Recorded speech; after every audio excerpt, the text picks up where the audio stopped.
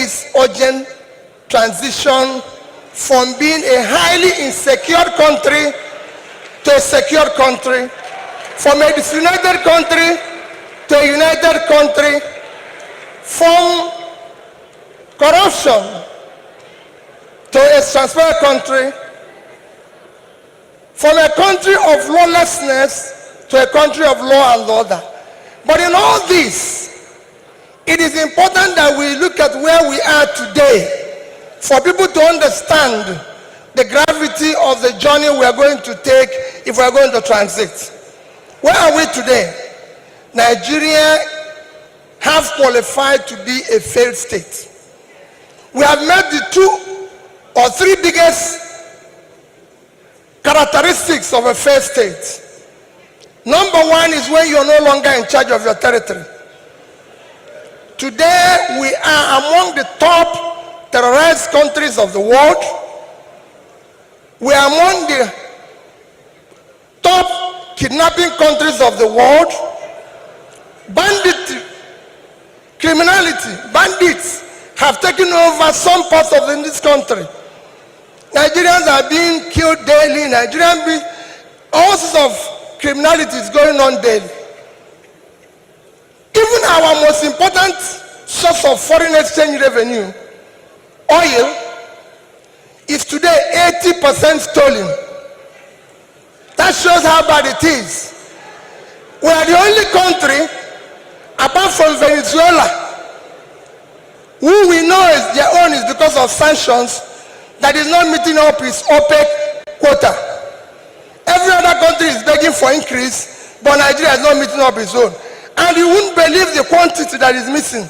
In July alone, our total average, our quota is 1.8 million. In July, our total average was 1,083,000 barrels a day.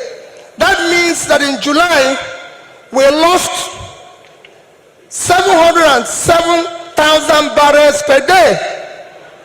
If you multiply that by 31 days, it will give you 22,227 barrels of oil that we lost.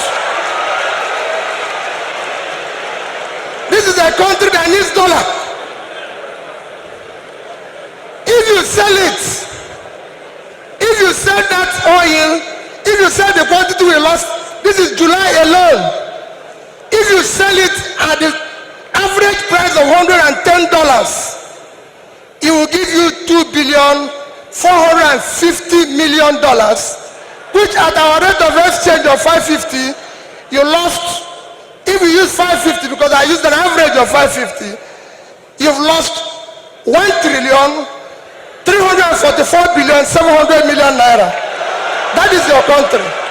That's what you lost in 1 month because of stealing. It is important that we know this. Number two item to show that we are failed state is that you are no longer in control of your economy. Your economy today, we have an economy where we have over 100 million people living in poverty. Your unemployment is one of the worst in the world because you have a combined unemployment of 50%, unemployment and underemployment. Out of 200 million Nigerians, 60% is supposed to be working. So you're supposed to have 120 million Nigerians working, but today Nigerians that are working are under 50 million. So 70-something million of Nigerians are not working, they are not productive. When you compare this to your productivity, you will see how low it is. But what is even worse, we're in a physical mess, total physical mess, because of all this. Between January this year and April, the total revenue of federal government of Nigeria is 1,630,000,000,000 naira. Their expenditure is 4,720,000,000,000. If you minus this, we have a deficit of 3.3 trillion 100 billion, that shows almost 20% to almost 200% is the deficit. And this is the crisis you face. How did we come here? It's a cumulative effect of leadership failure over the years. I'd like to correct it whenever people say that. We didn't borrow because I saw when they talked about we didn't borrow from the bank and no bond was issued, nobody clapped because it was bad business for most people here. We didn't borrow because we know it would be difficult for us to pay back. Some states are borrowing because they can pay back. But for me, the reason why we didn't borrow is that we needed to first, I always tell people always say, what is your greatest achievement in Anambra State? I always say to them, bringing civility and order in governance. It is not about infrastructure. It's not about infrastructure. It's not about this or that. The bringing order in governance is more critical. Some of you might not know that the greatest problem we face is not just corruption, but even indiscipline and irresponsibility of office holders. There's nowhere in the world you see somebody who is supposed to be a student of the law breaking the law consistently, except in this country. Because he makes sure he jumps the queue if other people are queuing. He makes sure he does everything that is wrong. So for me, doing that was the most critical thing. Let me plead with all of you this night. Whenever people talk about you, all of you are being to good schools. I always have friends like you who tell me about Singapore and this and that. And what I tell them that if you go to Singapore, and that's the only example I'll use, the best people are in government. The best brain is in government. I plead with all of you, as you enjoy and do whatever you do in your good office and everything, please do not leave governance to the least in the society.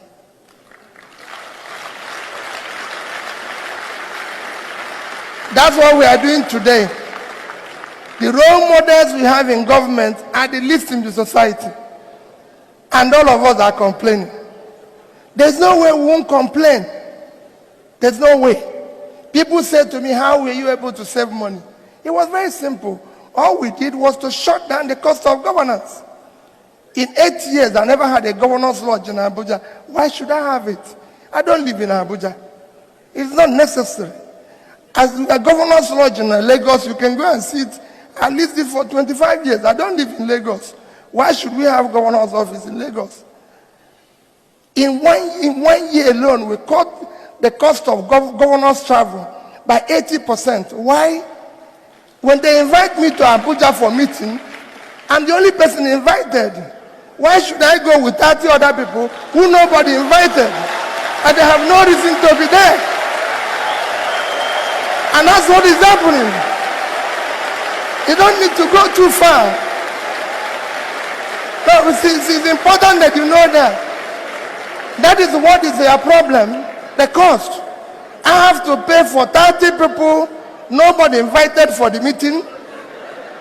They constitute a nuisance to the traveling public at the airport. I go to the hotel and for them, and you know, because they're idle, they eat more. Because they have nothing they are doing. Why should I pay for them? And that was the cost. And it's important that if you people get involved, because when people say, they say, where did you get the money from? We didn't get the money from anywhere. We had 12 governors guest house when I started. I shut all of them down. I'm a married man. If I finish work, I go home. There's no reason why I should go to guest house. Because he's the governor. The governor has to live an exemplary life. It's important that you people, the reason why I'm saying this is for you to get involved. I give you one example that saved us over $500 million. Obasanjo was to visit Anambra State. In my tenure, he has phoned me. He's there and they said, I have to build the presidential lodge. I said, the president doesn't live in Anambra State. Why should I build a lodge for him? By the time I know it, they have directed somebody who had already packaged contract of $500 million. I said, we will build the house. Within 6 months, we will complete it. I said, not as long as I'm here. You're not going to build this place. The president can come in the morning and go in the evening. He doesn't have to sleep here.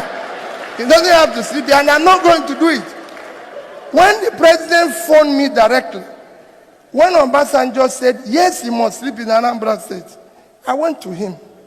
I said, Mr. President, it's very simple. I have a lodge as a governor. My bed, everything is there. What I'm going to do, I went to his people, let me vacate this place for 1 month. For you people, you stay here. When you go, I come back. I don't need to build a new house. And believe me, they accepted my own position, but took my keys for 1 week. I asked my wife, listen, carry everything out. We'll go 1 week, let them stay here. He slept in my own bedroom and everything. And 1 week we spent in a hotel in Oka, 120,000 naira. That would have cost us $500,000. Why are we going to do it? We don't need a lodge. Because when people say it, they say, how did you do it? We shut down the cost of everything. And I can say here, access people, banker here.